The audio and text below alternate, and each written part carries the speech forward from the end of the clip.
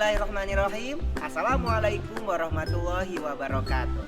Friends, hari ini kita bertemu lagi dalam pelajaran Islamic Studies, tentunya belajar bersama Al-Quran. Dan hari ini kita akan membahas kisah seorang nabi, yaitu kisah Nabi Soleh alaihi salam. Kisah Nabi Soleh telah Allah tuliskan di dalam Al-Quran juz 19, tepatnya surat Asy-Syu'ara ayat 141 sampai 159. Buat teman-teman yang punya Al-Quran, silakan dibuka ya, surat Asy-Syu'ara ayat 141 sampai 159. Nah, selain itu kita juga menggunakan buku ini. Buku ini didapatkan dari perpustakaan Al-Jabar. Judulnya adalah Unta Betina Nabi Soleh, Mukjizat Allah yang Nyata. Penulisnya Muhammad Iqbal.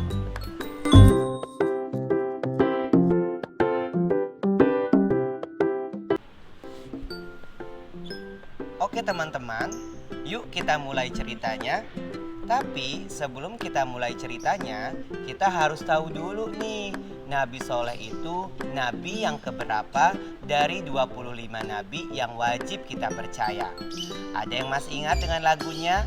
Adam, Idris, Nuh, Hud, Soleh.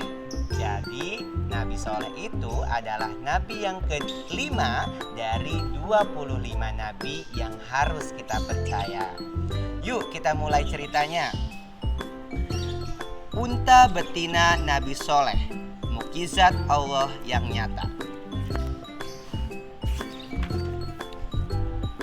Di daerah Hijr yang terletak antara Hijaz dan Syam, sekarang disebut Madain Solih, ada sebuah suku bangsa yang tinggal, namanya kaum Samud. Mereka keturunan Sam bin Nuh. Sebenarnya kaum Samud ini sangatlah hebat. Mereka mampu mendirikan istana di tanah yang datar dan memahat gunung batu untuk dijadikan rumah. Mereka diberi anugerah oleh Allah sebagai pengganti kaum Ad yang sebelumnya telah dimusnahkan. Allah memberikan rezeki yang melimpah kepada kaum Samud. Mereka dianugerahi tanah yang subur, air yang melimpah, dan kebun-kebun yang luas. Akan tetapi, kaum Samud mengulangi dosa kaum Ad. Apa itu? Yaitu menyembah berhala-berhala yang terbuat dari batu. Oleh karenanya, Nabi Soleh alaihi salam pun diutus oleh Allah Subhanahu wa ta'ala. Para kaum Samud ini sebagian kecil adalah mereka yang beriman kepada Nabi Soleh alaihi salam. Mayoritas pemimpin kaum Samud ingkar dan malah mencoba memengaruhi kaumnya untuk tidak mengikuti ajaran Nabi Soleh.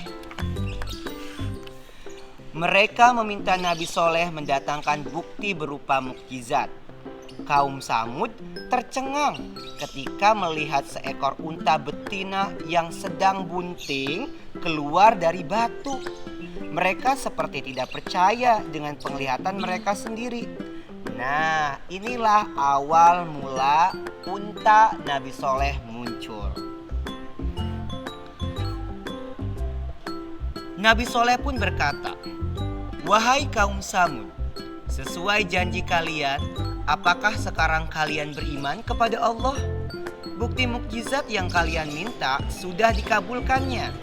Hanya Allah, Tuhan yang patut kalian sembah. Dan Solih adalah seorang nabi kepercayaan yang diutusnya kepada kalian." Begitulah kata Nabi Soleh. Kaum Samud hanya terdiam mendengar perkataan Rasul Allah yang mulia ini. "Wahai kaumku, unta betina dari Allah ini menjadi mukjizat sekaligus ujian bagi kalian. Jangan mengganggunya dengan gangguan apapun yang akan menyebabkan kalian akan ditimpa azab yang pedih." Nah, orang-orang pun mulai percaya kepada Nabi Soleh dan meninggalkan kaum Samud. Para pemimpin kaum Samud pun menjadi kesal Nabi Soleh memerintahkan umatnya untuk memperlakukan unta dengan baik. Ini seekor unta betina. Ia mempunyai giliran untuk mendapatkan air, dan kamu mempunyai giliran pula untuk mendapatkan air di hari yang tertentu.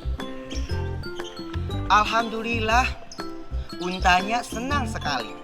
Para pengikut Nabi Soleh semakin bertambah. Saat mereka dilarang mengambil air karena menjadi giliran unta minum, kaum Samud yang beriman dapat mengambil air unta. Nah, dari situ anak unta pun lahir. Unta pun hidup damai beberapa saat. Orang-orang yang dianggap lemah dan miskin semakin beriman kepada Nabi Soleh. Akan tetapi, unta itu melihat para pemimpin kaum Samud tidak senang terhadap Nabi Soleh dan untanya tentunya. Mereka mengatai Nabi Soleh sebagai orang gila. Keesokan harinya, seperti biasanya, kaum Samud mengambil air susu unta itu. Setelah keadaan sepi, unta itu melihat ada 9 pemuda yang membawa panah, lembing, dan pedang menghampiri unta tersebut. Tanpa basa-basi, mereka melukai dan membunuh unta hingga mati. Lihat, ini adalah 9 pemuda yang membunuh unta Nabi Soleh. Setelah itu, para pemuda pembunuh dan pemuka kaum kafir justru bangga dan menantang Nabi Soleh. Wahai Soleh, datangkanlah apa yang kamu ancamkan itu kepada kami, jika betul engkau termasuk Rasul yang diutus Allah. Ini adalah mereka yang menantang Nabi Soleh. Nabi Soleh menjawab, bersukarialah di rumah kalian selama 3 hari. Itu adalah janji yang tidak dapat didustakan. Pada kurun 3 hari itu, Allah mengangsur azabnya, tapi tak langsung membinasakan mereka. Mereka justru semakin ingkar, membunuh si anak unta. Dan berencana membunuh Nabi Soleh. Astagfirullah.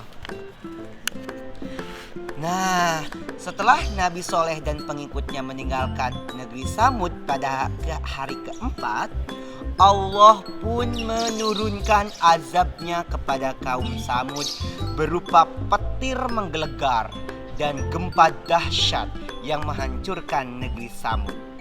Negeri itu rata dengan tanah, semua binasa. Itulah hukuman yang pantas bagi orang-orang yang ingkar terhadap perintah Allah dan Rasul-Nya. Nah teman-teman, kita sudah mendengarkan kisah Nabi Soleh alaihi salam. Kira-kira profil apa ya yang cocok untuk kita terapkan dalam kisah Nabi Soleh ini? Nah, yang pertama adalah risk taker. Kita bisa melihat Nabi Soleh yang sangat berani mengajak kaumnya untuk menyembah Allah agar tidak menyembah lagi berhala-berhala yang berupa batu itu. Nah, yang kedua, kita harus prinsipal. Kita harus patuh dan taat kepada Allah dan Rasul Allah tentunya. Dan di sini adalah Nabi Soleh agar senantiasa berada di jalan yang benar, di jalan yang diridhoi oleh Allah Subhanahu wa Ta'ala.